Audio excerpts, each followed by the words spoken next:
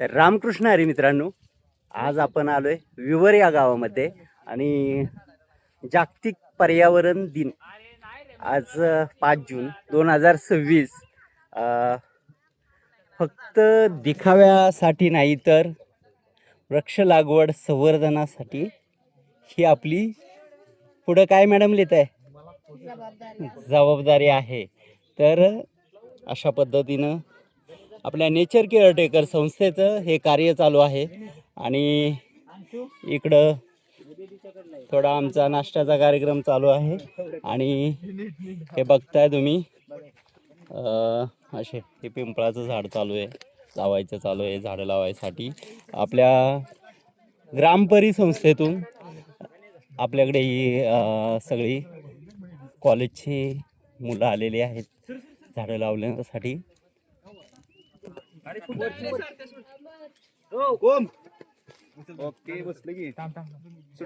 तर इथं आंब्याचं झाड लागतंय आणि काय काय सांगाल तुम्ही?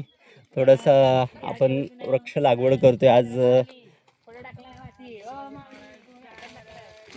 झाडाला आळ पण करायचंय बाजूने त्या जेणेकरून पाणी ओतल्यावर साठलं पाहिजे. खूप छान. बाजूने आळ पण करा त्याला. काय झाडाबद्दल तुम्ही बोलू शकता?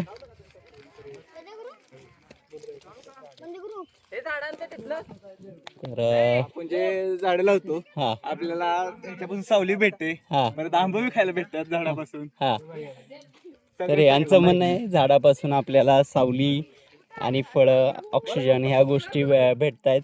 त्यामुळे झाडं लावण्यासाठी आज त्यांचा सण साजरा करतायत. पर्यावरण दिन आहे. हा आज पर्यावरण दिन आहे, हा सण साजरा करतायत. तर इकडं भरपूर 20-एक मुली आपल्या इकडं आलेली आहेत. आणि कोणतं झाड लावले? जांभळीचं झाड लावले. झाडाबद्दल काय बोलू शकता का तुम्ही? हे झाड खूप छान आहे. आपल्या हिल्स झाड आपल्याला काय काय देतं?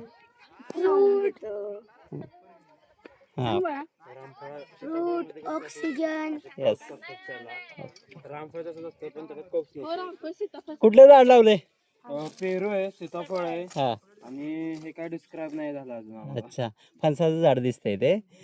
तर झाडाबद्दल काय सांगाल तुम्ही? फळांची झाड आहेत तिन्ही पण. हा झाडं आपल्याला काय काय देतात?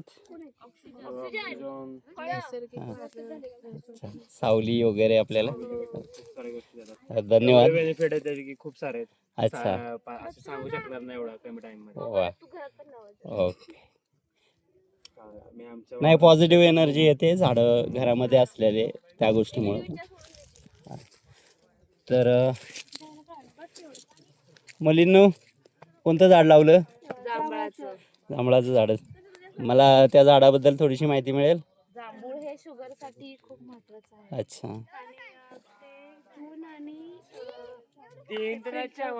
जून आणि मेच्या मध्ये येतो. अच्छा अच्छा. तर आणि आपल्याला काय काय देतं झाड? सावली देतं, ऑक्सिजन देतं, कार्बन डायऑक्साईड शोषून घेतं. अच्छा. कोणतं झाड लावलं? जांभळाचं. हा. अरे, झाडाचं थोडंसं महत्त्व सांगू शकता? ही एक आयुर्वेदिक वनस्पती आहे. म्हणजे तिच्या जे फळ येतं जांभूळ, त्याच्या आयुर्वेदामध्ये खूप मोठं महत्व आहे त्याचं. अच्छा, धन्यवाद. तर अशा पद्धतीनं आमचं आज पर्यावरण दिन हा दिन आम्ही साजरा केला आहे. तर तुम्हीही आमच्यासोबत येऊन हे सहकार्य आणि निसर्गासाठी थोडंसं कार्य करावं अशी आमची इच्छा आहे, तुमची असावी. आणि तुम्ही ही कार्य करावं.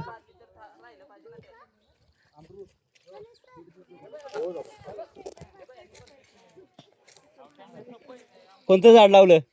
फणस, पेरू. अच्छा, 2 झाडं लावली तुम्ही. झाडाबद्दल काय सांगाल?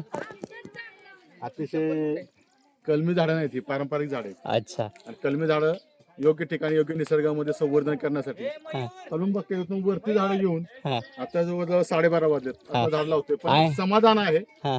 की आपलं हे झाड मोठं वाढणार आहे. एवढ्या उन्हाच्या तडाख्यात सुद्धा तुम्ही आज या डोंगराच्या म्हणजे कुशीमध्ये हा डोंगर चढून तुम्ही इथे आलात, तर तुमचं धन्यवाद. नाही नाही, निसर्ग सेवा आमचं कर्तव्य आहे. Okay okay. तर त्यांचं म्हणणं आहे निसर्ग सेवा त्यांचं कर्तव्य आहे आणि ते चांगल्या रीतीनं पार पाडतायत. आणि तुम्ही इथं बघता, इथं अक्षरशः रांगोळी वगैरे काढून इथं मस्तपैकी वड, पिंपळ, फणस, आंबा, जांभूळ अशा आपल्याच देशातल्या, आपल्याच कलमसुद्धा नाही अशा प्रकारची झाडं या ठिकाणी